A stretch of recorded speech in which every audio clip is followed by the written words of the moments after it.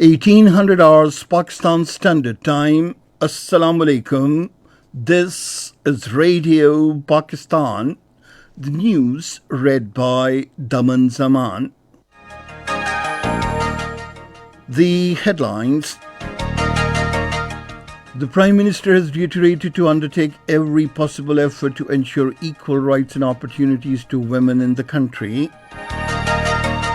Addressing a ceremony in connection with Women's Day in Islamabad today, the President said women are playing a key role in all walks of life. China dispatches the first batch of supplies to Karachi tomorrow to assist Pakistan in controlling the locust disaster. The Foreign Minister has urged the world community to take notice of gross human rights and religious rights violations of minorities, especially Muslims in India.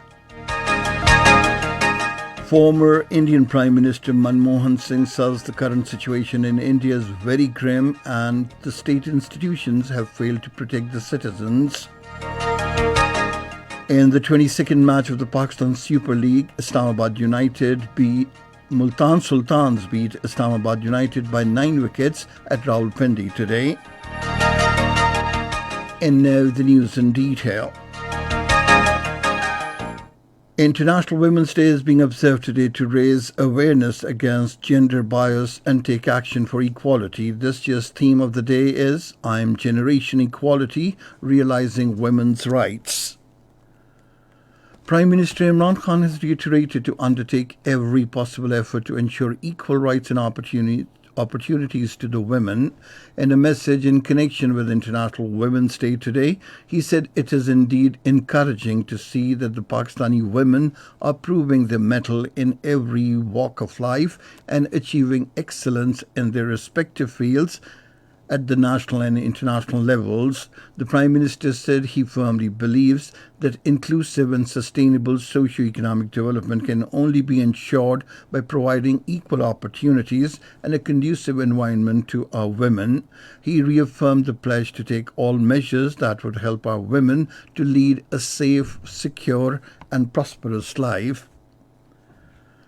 The President, Dr. Arif Alvi, says the lap of a mother is the first learning institution for a child in the family. Addressing a ceremony in connection with International Women's Day in Islamabad today, he said the role of women for the next generation is undisputable. The President said women are playing a key role in all walks of life. He said the number of female graduates and position holders in many academic disciplines in Pakistan is higher as compared to males. He said provision of facilities to women at the workplace is very important in order to give them an opportunity to fully utilize their potential.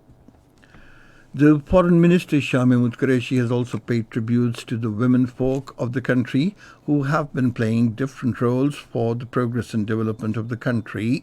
In a message on the International Women's Day, he said their valuable services in different sectors should be acknowledged.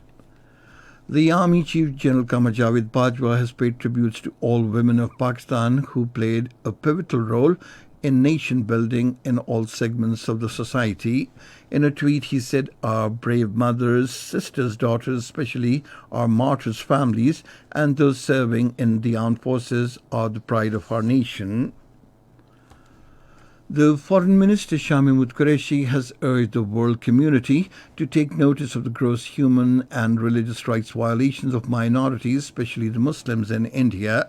Talking to media in Multan today, he said the way ordinary Muslims were targeted and their properties ransacked and arson in New Delhi while the police remained inactive is a dangerous beginning which, if not checked, should engulf the entire India. He said attacks are also being held against Christians and other minorities in India as well. Referring to the visit of the OIC Secretary General Special Envoy for Kashmir, the Foreign Minister said all facts were placed before the Special Envoy regarding the situation in occupied Kashmir. He said the envoy will present a detailed report to the Organization of Islamic Cooperation Secretary General for further course of action. Shah Mahmood Qureshi said people in the government of Pakistan fully stand by the Kashmiri brethren who are not alone in their just struggle for their inalienable right to self-determination. nation. Addressing Muslims of India, he said the entire Ummah stands behind them and feel the great pain they are suffering. China will dispatch the first batch of supplies to Karachi tomorrow to assist Pakistan in controlling the locust disaster. The first batch to be dispatched will include 50,000 litres of pesticides and 14 air-powered high-efficiency remote sprayers. An expert group of China, which has already visited Sindh, Balochistan and Punjab provinces, has said in the current large-scale outbreak of the locust disaster in Pakistan, the spraying of chemical pesticides and biological pesticides is more conducive. The experts say locusts would be eradicated in Balochistan during the next few weeks. The launching of Prime Minister's Ehsaas Kafalat program in Khyber Pakhtunkhwa will be held at Mamand Agency tomorrow. Under the program, cash stipend of 2,000 rupees per month and in the bank accounts to the most deserving and poorest women will be given. Registration of deserving women in 4 districts including Lucky Marwat, Mamand Agency, Haripur and Charsadda has also begun after the completion of Ehsaas National Socio-Economic Registry survey in these districts on 31st of January this year. The families have started receiving kafalat stipend from last month. Meanwhile, Ehsaas registration desks have been set up by Nadra in every tehsil of the 4 districts, while other districts will be covered by the end of the year. This is Radio Pakistan. The Azad Jammu and Kashmir Prime Minister Raja Farooq Haider Khan has paid rich tributes to the martyrs of the Indian firing along the line of control and bravery shown by the population. Addressing a big public gathering at Abbaspur near the line of control, he also paid tributes to the Pakistan Army by giving enemy a befitting response. The AJK Prime Minister said India has been continuously violating international laws by targeting civilian population, and the Indian troops are using cluster bombs against innocent Kashmiris. He said work on a big project with financial assistance of the federal government would be initiated to provide all civic facilities to the people along the line of control. Miseries and sufferings of the Kashmiri women at the hands of brutal Indian forces continue unabated in occupied Kashmir as the world is observing the International Women's Day today.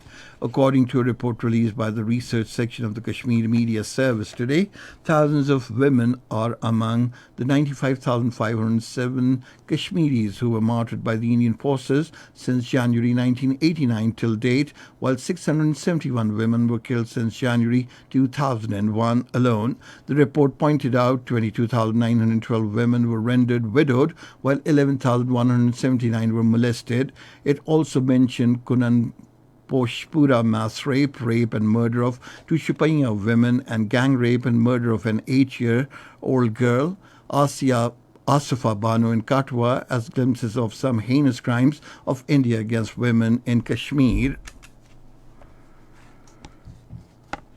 The United Nations has strongly condemned Friday's deadly attack in Kabul and reiterates that attacks against civilians are unacceptable and those who carry out such crimes must be held accountable. The Secretary General Antonio Guterres said in a statement that the United Nations stands with all the Afghans in solidarity and remains committed to an Afghan-led peace process that will end the conflict. The United Nations Assistant Mission in Afghanistan has called for inclusion of women in peace talks. The head of the United Nations mission, Tadamichi Yamamoto, in a statement urged the Afghan women should have access to education, healthcare and work facilities and full representation in all areas of political decision-making. In Kyrgyzstan, police detained dozens of women rights activists in Bishkek today, shortly after journalists witnessed the protesters being attacked by masked men.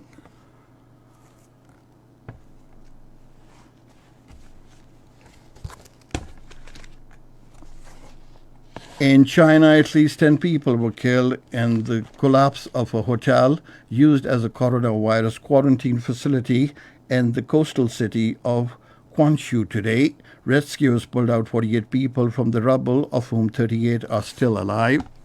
And now cricket. In the 22nd match of the Pakistan Super League, Multan Sultans beat Islamabad United by 9 wickets at Rawalpindi today. In the second match, Lahore Qalandars will take on Karachi Kings in Lahore at 1900 hours Pakistan Standard Time. And finally, the weather. Dry weather is expected in most parts of the country during the next 24 hours. And that is the end of this news bulletin. For more news and analyses, log on to our website, radio.gov.pk. And you can also watch the live video streaming of our bulletins on the link, facebook.com/Radio Pakistan News Official.